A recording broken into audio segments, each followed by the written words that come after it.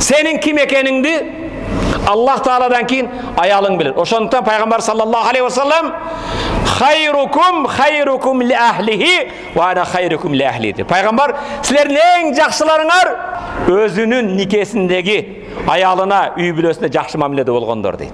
Men дейт Расулullah Peygamber, üy bülösüne en жақсы мамиледе болгондормун дейт. Такси айдайсың, клиентке жақсы эшикти ачып отургузуп коюп, шашлык сатасың, бир чочун аялдар келсе столду кое коюп, көк чайбы, кара чайбы кызмат кылып. Кафеге барсаң, жөнөкөй бир аялдар бир чай берип койсо, чоң рахмат, колуң дарт көрбөсүн. 30 жылдан бери чай берип аткан аялыңа айтып койбойсуңбу ошону?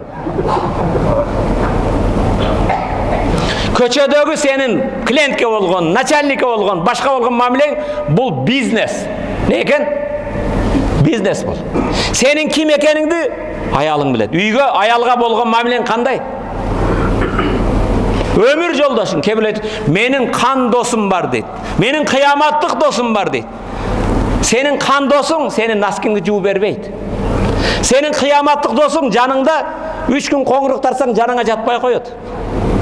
Балдарыңды тарбия кылган, ички кийимиңди жууган, үйүңдү тазалаган аялыңа болгон мамилең кандай?